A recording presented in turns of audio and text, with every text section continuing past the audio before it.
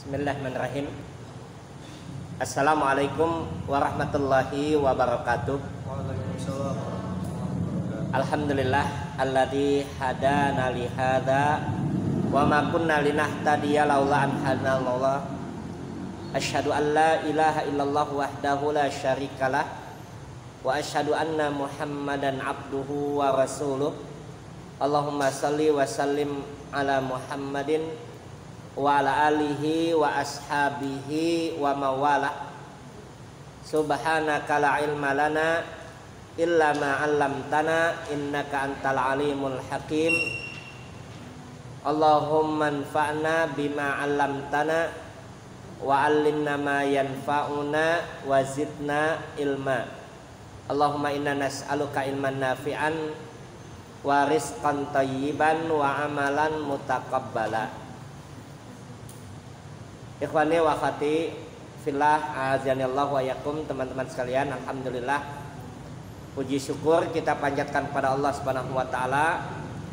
Salawat dan salam kepada nabinya Muhammad sallallahu alaihi wasallam, keluarganya, para sahabatnya dan siapa saja yang mengikutinya hingga yaumul qiyamah. Hari ini kita akan mentadaburkan, merenungkan, membaca, mengkaji, memahami satu ayat Allah Subhanahu wa taala dalam Al-Qur'an, surat Al-Baqarah ya. Surat Al-Baqarah ayat yang ke-144. Bagi yang membawa Al-Qur'an bisa dibuka, bagi yang sudah mendapatkan materinya dalam bentuk PDF ya, silakan dibuka. Kita akan coba untuk melihat tafsir ayat dari surat Al-Baqarah ayat 144 ini. Nah, dalam ayat ini Allah Subhanahu wa taala menyebutkan kepada kita, a'udzubillahi minasyaitonir rajim, qad nara taqalluba wajhika fis samai falanuwalliyannaka qiblatan tardaha fawalli wajhaka syatral masjidil haram wa haitsu ma kuntum fawallu wujuhakum syatra wa innal ladzina utul kitab la ya'lamuna annahul haqqu mir rabbihim wa mallahu bighafilin amma ya'malun. Ini ayatnya dalam surat Al-Baqarah ayat ke-144. Kita akan lihat artinya ya, kita akan lihat terjemahannya. Nah, terjemahan Al-Quran ini ada dua ya. Kalau kita baca terjemah Al-Quran itu, yang pertama ada terjemah harfiah atau lafziyah ya, terjemahnya itu kata per kata ya, itu lafziyah namanya. Terjemah lafziyah atau terjemah harfiah, huruf per huruf. Yang kedua ada terjemah maknawiyah. Ada terjemah maknawiyah. Maknawiyah itu artinya terjemah secara maknanya. Nah, ini yang disebut dengan terjemah. Nah, apa terjemah ayat ini? Allah Ta'ala menyebutkan kepada kita, qad nara, sungguh kami telah melihat, fatnara, taqalluba wajhika, bolak-balik. Taqallub itu bolak-balik. Wajhika, wajahmu. Di qad nara taqalluba wajhika, sungguh kami telah melihat bolak-baliknya wajahmu ini fis sama, ke langit. Taqallub itu bolak-baliknya wajah siapa? Wajah Nabi sallallahu alaihi wasallam. naik ke atas, ngelihat ke atas, balik lagi ke bawah. Itu taqallub namanya. Maka hati itu ya, kita minta kepada Allah agar yang menggerak-gerakkan hati, membolak-balikan hati agar hati kita ini tetap dalam iman. Itu doanya apa itu? Ya muqallibal sabbit qalbi ala, itu muqallib, membolak-balikan. Dalam ilmu tajwid ada yang disebut dengan iklab, terbalik. Iklab itu artinya terbalik. Apa artinya? Nun mati ketemu dengan huruf ba, dibacanya apa? Mim. Min ba'di menjadi mim, maka terbalik, bukan min tetapi mim, yang mestinya tulisannya adalah min. Itu taqallub. Nah, Allah sebutkan kepada kita qad nara taqalluba wajhika fis sama. Sungguh kami telah lihat wajahmu itu wahai Muhammad bolak-balik, ngadep ke langit, ngadep lagi ke bawah, ngadep lagi ke langit, Kapan? Ketika sholat. Maka Allah katakan itu qad nara taqalluba wajhika fis sama falanuwalliyannaka kiblatan tardoha. Allah sampaikan kepada Nabi Shallallahu Alaihi Wasallam, maka akan kami palingkan kamu. Karena bolak-baliknya Nabi naik ke atas, melihat langit, ke bawah lagi ketika sholat.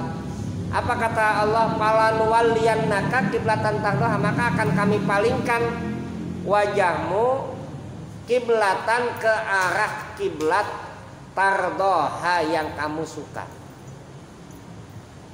yang kamu ridho.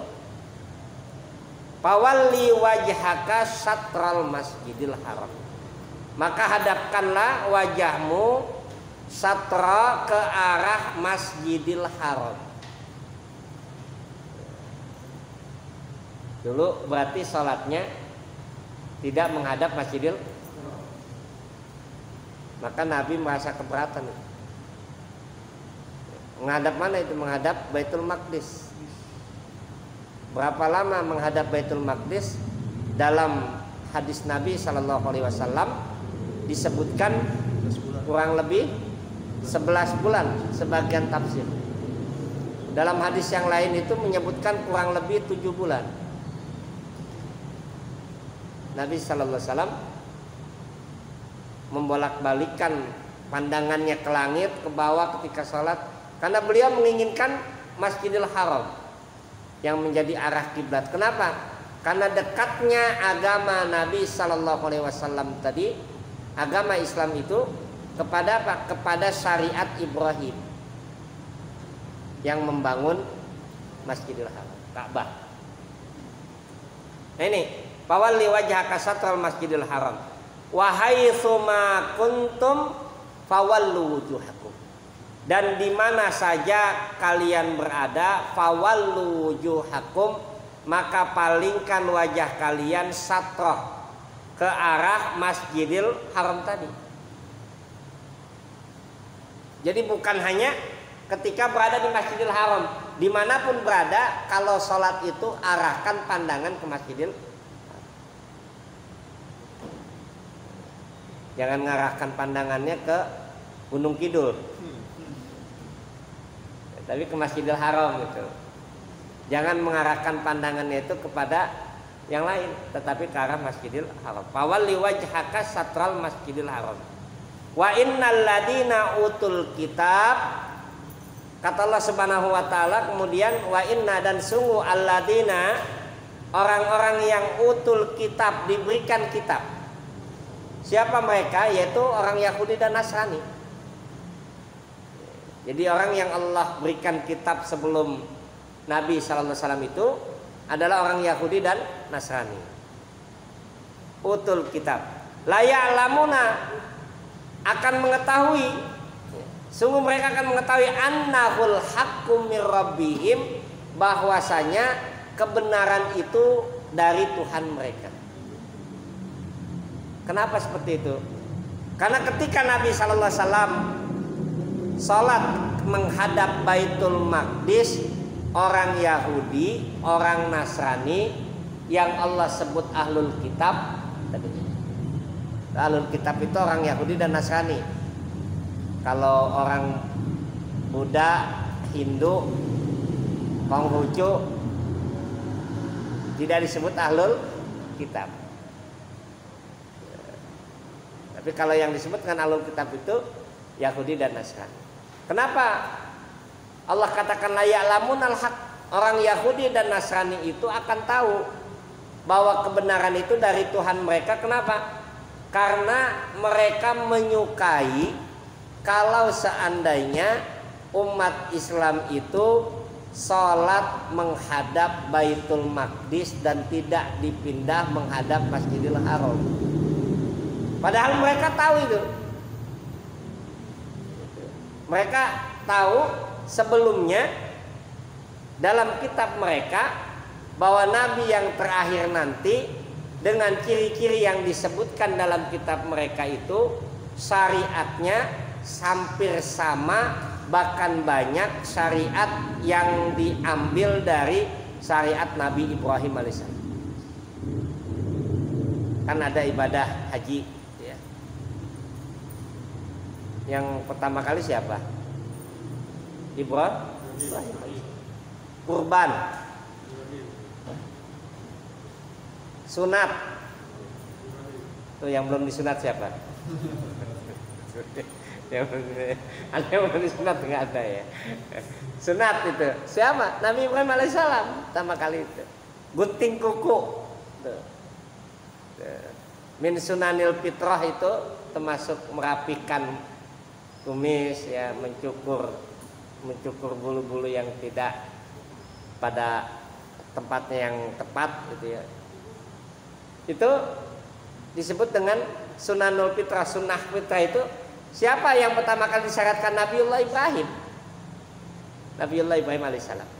Itu yang pertama kali disyaratkan. Maka orang Yahudi dan Nasrani tadi mereka lebih condong kalau seandainya umat Islam itu menghadap kiblatnya itu ke Baitul Maqdis. Kenapa? Karena di Baitul Maqdis itulah kedekatan mereka dengan agama Isa alaihissalam. Itu yang mereka inginkan. Kedekatan mereka dengan Sulaiman alaihissalam. Dan mereka banggakan itu.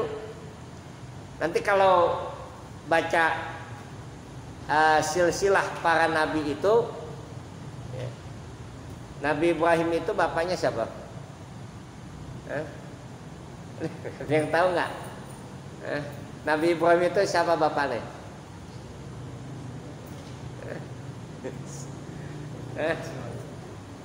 Ya, Nabi Ibrahim punya anak siapa? Ismail dan Ishak. Dari garis Ismail kemudian turun masuk ke dalam garisnya Nabi Muhammad SAW. Dari garis Ishak muncul turunannya adalah Nabi Isa alaihi salam. Nabi Yakub alaihissalam, bapaknya Nabiullah Ibrahim tadi, yang kemudian memiliki anak Ismail dan Ishak itu, maka dalam pandangan orang Yahudi, dalam pandangan orang Nasrani, bahwasanya Ismail itu anak nggak jelas. Maka mereka kepengen yang jadi nabi nanti ini keturunannya Ishak. Yang nabi terakhirnya itu siapa? Isa alaihissalam. Maka mereka berharap nanti garis keturunannya itu adalah dari Ishak. Tapi ternyata Allah menginginkan garis turunannya adalah dari Ibrahim alaihissalam, lalu ke Ismail alaihissalam, dan kemudian kepada Nabi sallallahu alaihi wasallam. Nah ini yang Allah katakan tadi. Fala nuwalliyannaka qiblatan tardaha fawalli wajhaka satral masjidil haram wa haitsu ma kuntum fawallu wajhaka satra li alla yakuna linnasi alaikum hujjah. Nanti dalam ayat yang lain Dalam ayatnya Allah katakan wa innal ladzina utul kitaba la ya'lamunal haq. Orang yang diberikan Alkitab itu tahu kebenaran itu. Mir rabbihim, dari Allah Subhanahu wa taala. Wa mallahu bighafilin amma ya'malun, dan Allah Subhanahu wa taala tidak lalai dari apa yang mereka perbuat. Ini arti atau terjemah lafziah tadi. Terjemah lafziah yang kalau kita bilang itu terjemah kata per kata, ya, yang disebut dengan terjemah lafziah. Nah, terjemah maknawiyahnya itulah yang disebut dengan tafsir. Jadi terjemah ayat secara maknawiyah, secara maknanya, secara kandungan isinya, itulah yang disebut dengan tafsir. Uraian. Ada tafsir yang singkat, ada tafsir yang padat, ada tafsir yang panjang. Nah, apa tafsir yang kita dapatkan dalam ayat ini? Saya tidak mengutipkan pada materi itu, tidak mengutipkan tafsir, tapi saya kepengen nanti teman-teman bisa lihat. Ya, kemarin saya kasih informasi kan ada aplikasi Mobile Legend ya. Aplikasi apa itu kemarin itu yang saya berikan? Aplikasi apa itu untuk tafsir itu? Quran Kemenag. Ada aplikasi Quran Kemenag gitu ya. Jadi yang punya handphone itu, kan kita kan sekarang udah familiar dengan gadget. Ya. Sudah familiar lah dengan gadget itu, artinya ya sudah ada aplikasi yang cukup bagus untuk belajar tafsir yang dikeluarkan oleh Kementerian Agama. Ya. Itu namanya, aplikasinya itu Quran Kemenag. Ya, pakai G itu, Kemenag orang. Kementerian Agama gitu ya. Quran Kementerian Agama. Itu ada tafsirnya itu, ada yang tahlili, ada wajiz. Itu dibuat dua tuh oleh Kementerian Agama. Dan sangat bagus untuk kita baca kalau kita mau tahu artinya. Ya, apa sih arti ayat ini? Kemudian apa sih maksud ayat ini? Nah, itu kita bisa buka aplikasinya. Kenapa perlu kita punya? Supaya nanti ya, supaya ini bekal, karena kita masih muda ya, masih muda, antum-antum ini masih muda ya. Supaya bekal nanti ketika ada yang menyampaikan, ada yang kita dengar, kita bisa melihat. Oh, ini rujukannya di tafsir Kemenag seperti ini. Jadi apa tafsirnya, nanti kita bisa melihat. Nah, dalam kitab-kitab tafsir ketika membaca dan menjelaskan tentang ayat dari surat Al-Baqarah ayat 144 ini, ada beberapa penjelasan yang saya ringkas.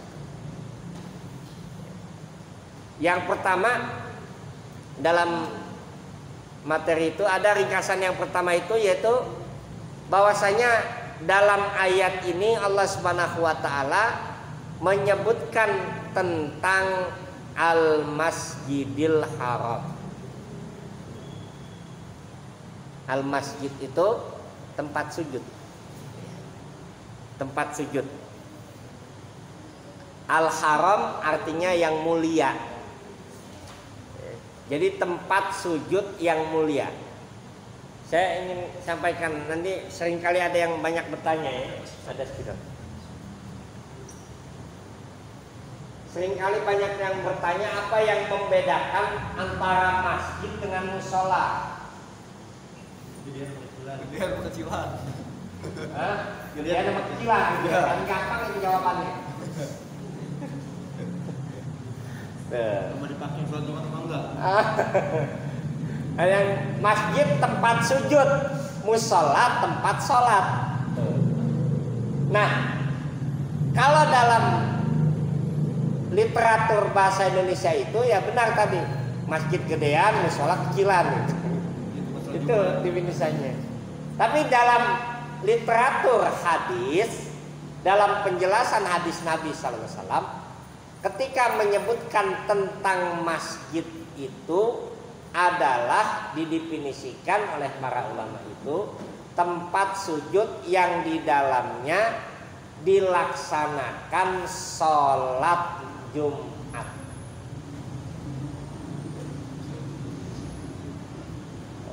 Tempat sujud yang di dalamnya dilaksanakan sholat Jumat itu disebut dengan masjid. Nah, kalau dalam literatur bahasa Indonesia ada degradasi makna. Kalau dalam bahasa kita itu ada kemerosotan arti. Ya. Degradasi maknanya itu apa? Masjid yang dalam literatur hadis itu disebutkan tempat sujud yang di dalamnya dilaksanakan sholat Jumat dan berjamaah itu. Ya. Karena nanti ada yang sholat Jumatnya pakai Zoom. Pak Ustadz Wawan Gunawan Abdul Wahid. Ya, belajarnya kan teman-teman ada belajarnya pakai Zoom ya. Ada yang sekarang saya belum nanyakan pada beliau itu Pak Prof itu ya. Pada beliau belum sempat tanyakan, kemarin di grup saya tanyakan, bener nggak nih Pak Prof pakai Zoom sholat Jumatnya dari rumah? Pakai Zoom. Udah 2 kali saya ditanyakan, beberapa kali lah, bukan 2 kali ditanyakan oleh jamaah, Ustaz bener nggak ini? Lalu saya tanyakan di grup majelis tarjih, ya, di grup majelis tarjih itu saya tanyakan apa benar Pak Prof seperti ini. Lalu dijawab sama teman-teman, memang benar Ustaz, tapi itu pendapat pribadi beliau, bukan pendapat resmi Muhammadiyah. Ijtihad pribadi beliau, bukan pendapat Muhammadiyah. Lalu kemudian ada salah satu anggota grup tarjih itu mengatakan, Ustaz kenapa nggak datang aja ke Pak Prof katanya, atau hubungi Pak Prof. Saya bilang nggak bisa lagi masa pandemi. Nah ini masjid, jadi ya tempat yang dilaksanakan sholat berjamaah, sholat Jumat secara berjamaah, itu masjid. Maka nanti dalam istilah literatur hadis itu disebut ada masjid yang jami, ada masjid ghairu jami. Kalau di kita ada masjid raya, ada masjid tidak raya.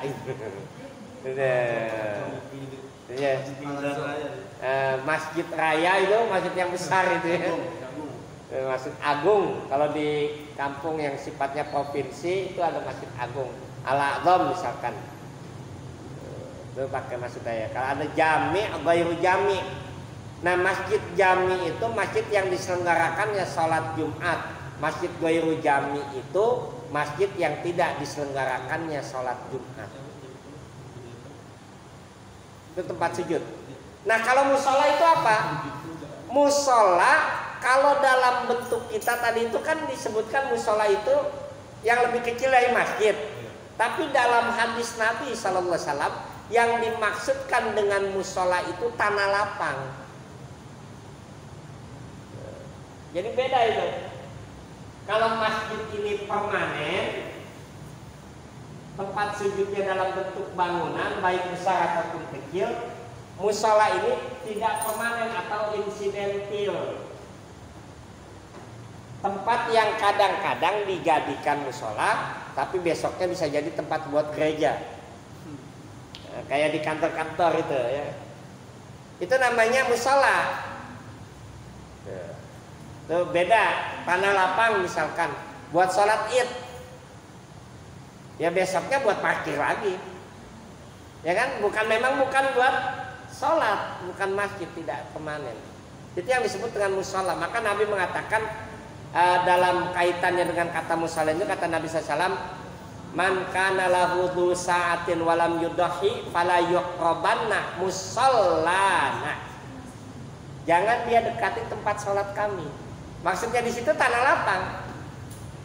Tanah lapang yang diselenggarakan untuk sholat Id.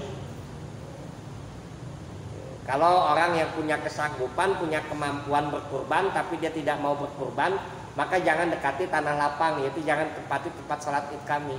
Maka sholat id itu dalam paham Muhammadiyah itu dilaksanakan di tanah lapang karena hadisnya musola, bukan fil masjid.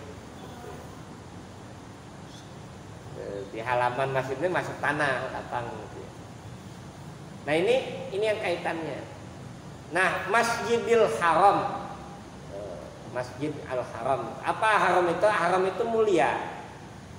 Nah, dari kata haram itu kemudian ada kata mahram, kemudian ada kata muhrim. Muhrim itu apa? Orang pakai ihram. Suka terbalik ya. Kalau muhrim itu orang bilang yang nggak boleh dinikahi, padahal muhrim itu orang yang mengenakan pakaian ihram dalam keadaan ihram untuk haji.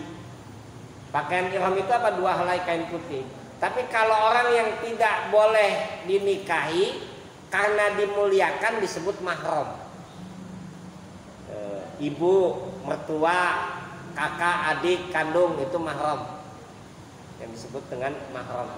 Nah ini kaitannya.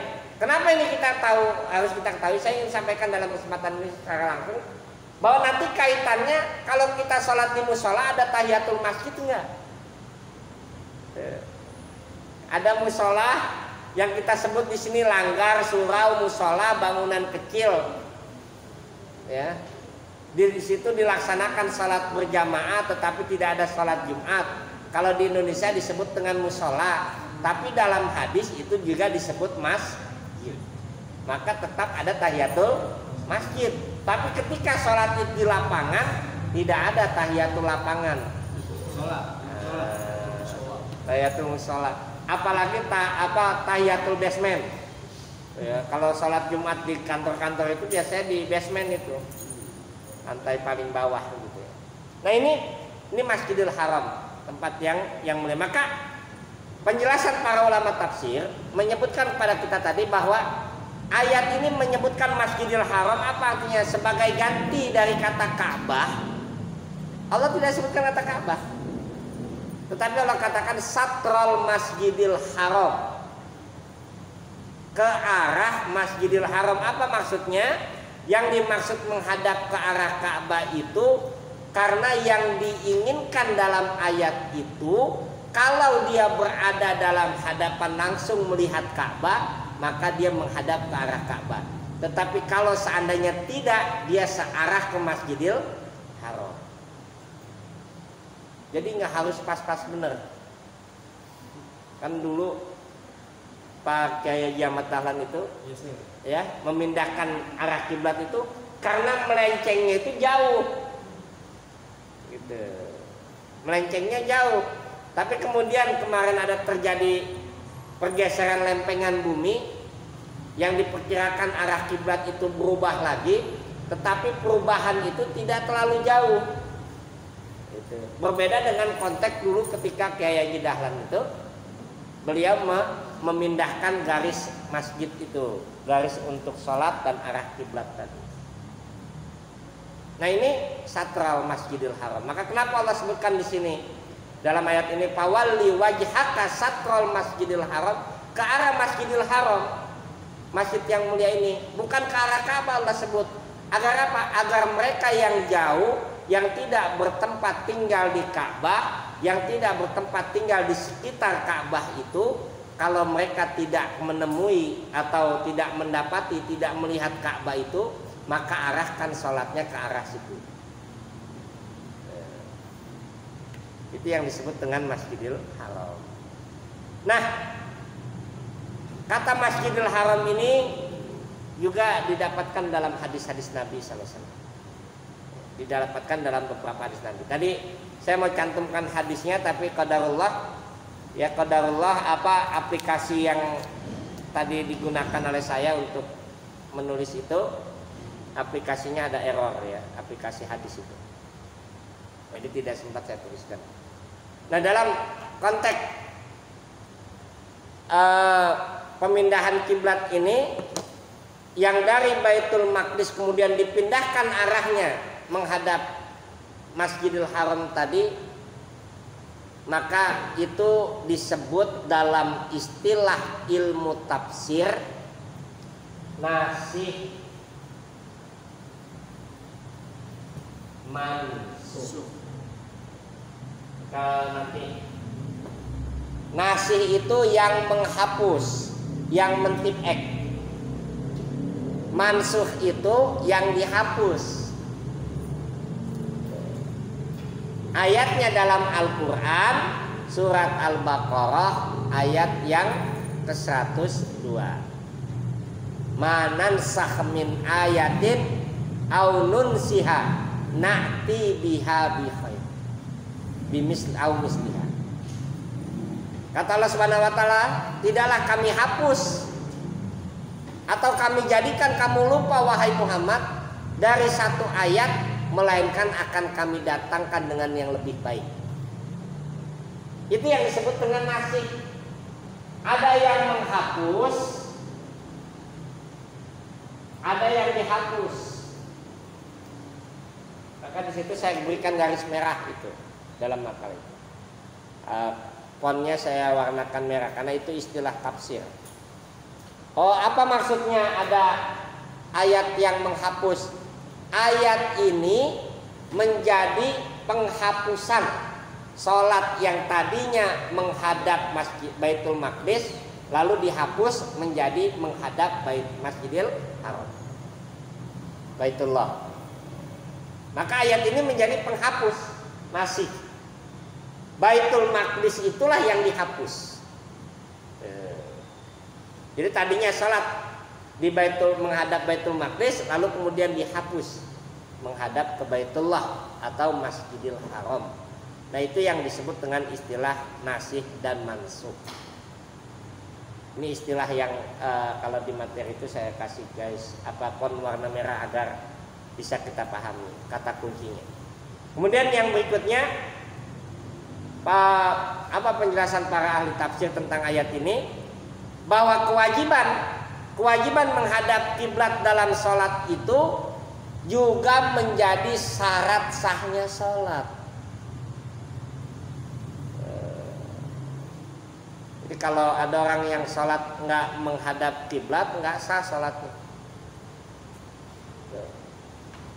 Karena hadis-hadis Nabi Sallallahu Alaihi Wasallam banyak menyebutkan kepada kita, diantaranya idza qumta ila sholat, apabila kalian akan menegakkan salat fastaqbilil kiblat, maka hadapkanlah wajahmu ke arah kiblat. Yang jelas kiblat itu nggak ganti-ganti ya. Kalau kiblatnya ke arah Ka'bah untuk besok ganti enggak. Ya sudah, itu aja, menghadap ke arah Masjidil Haram, ke arah kiblat. Nah, ini menjadi syarat dari sahnya salat. Di antara syarat-syarat sahnya salat yang lain, yaitu adanya wudhu dan sebagainya. Nah, ayat ini juga lah yang kemudian nanti menyebutkan kepada kita bahwa salat menghadap Masjidil Haram itu yang merupakan syarat sahnya salat itu, hukum asal seperti itu bisa terganti ketika ada kondisi tertentu. Di antaranya apa? Orang yang nggak tahu arah sholat. Orang yang nggak tahu arah sholat, ini kiblatnya di mana nih? Berarti salah.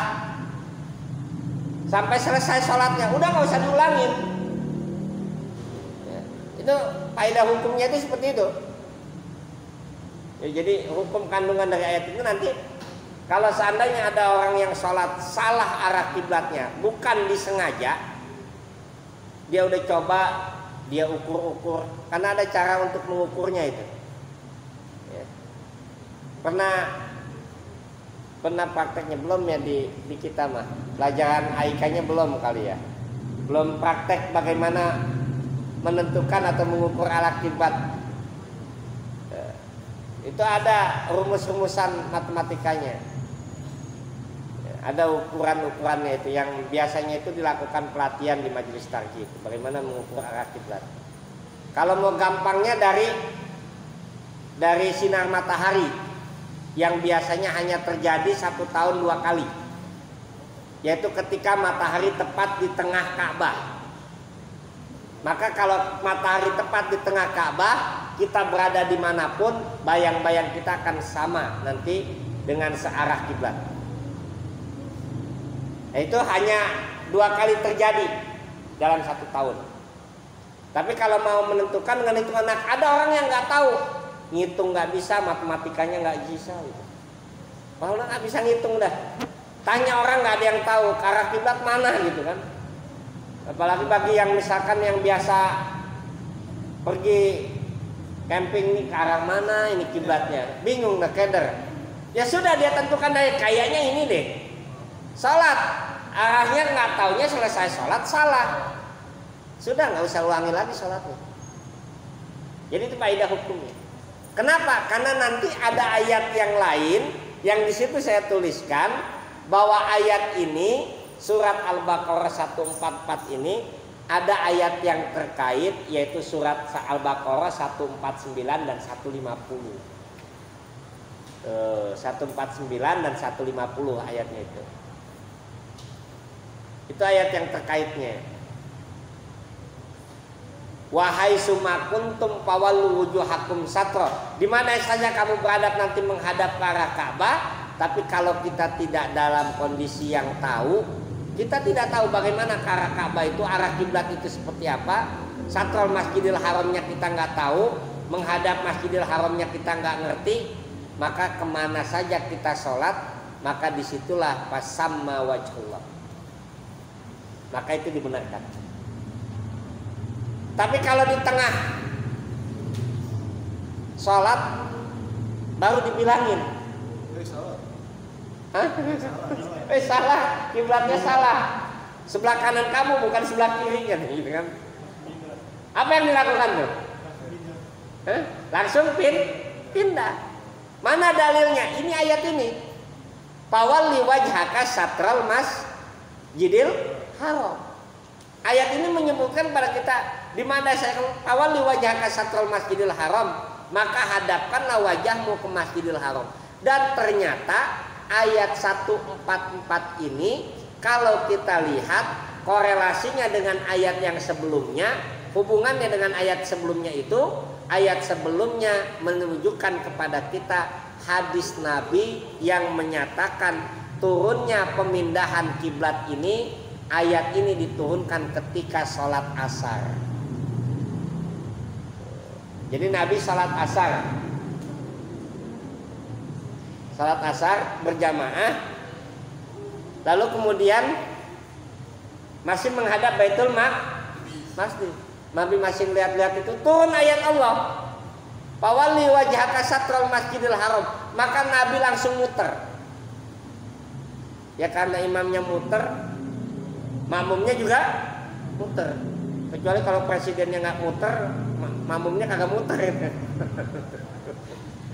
Ya. Jadi itu imamnya muter, ya makmumnya ikut muter. Nah setelah salam baru disampaikan oleh Nabi, turun ayat. Qad nara taqalluba wajhika fis samai fawalluna kiblatan tardoha fawalli wajhaka satral masjidil haram. Turun ayat yang sebelumnya 142 itu Allah katakan ayat yang berkaitan dengan awal juz 2 itu, juz yang kedua dari Al-Qur'an itu. Ya, maka Allah sebutkan kisah-kisah sebelumnya bagaimana turunnya ayat tentang memalingkan arah dari Baitul Maqdis ke Masjidil Haram. Oleh karena itu kalau kita sholat kemudian nggak tahu arah kiblat, salah. Kemudian ada yang bilangin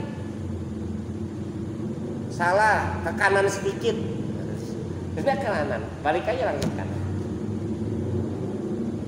Tanpa harus kita menunggu selesai, atau tidak juga harus membatalkan, langsung aja balik. Ternyata balik masih salah juga. Dibilangin lagi, ya sudah balik lagi. Fawalli wajhaka satral masjidil haram. Nah ini kronologis atau kisah latar belakang kenapa turunnya ayat pemindahan kiblat tadi. Dan disitulah ada kandungan hukum yang bisa kita ambil. Maka ayat ini teman-teman sekalian, ayat ini suratul Baqarah ayat 143, 144 itu dikategorikan oleh para ulama tafsir masuk ke dalam ayatul ahkam. Apa ayatul ahkam itu? Ayat yang di dalamnya berisi tentang permasalahan hukum. Jadi ini kategorinya ayatul ahkam. Tidak semua ayat itu berisi tentang hukum, tapi ayat ini masuk dalam kategori ayatul ahkam. Kenapa? Karena berisi kandungan hukum Islam. Apa kandungannya? Tentang pemalingan kiblat, tentang tata cara sholat yang menghadap Masjidil Haram, tentang bagaimana praktek ketika kita sholat menghadap yang salah. Nah, itulah kandungan-kandungan hukum. Termasuk juga larangan atau tidak boleh kita menghadap ke arah yang lain. Ini tidak berlaku kalau kita dalam keadaan sholat khauf. Sholat khauf. Pernah dengar sholat khauf?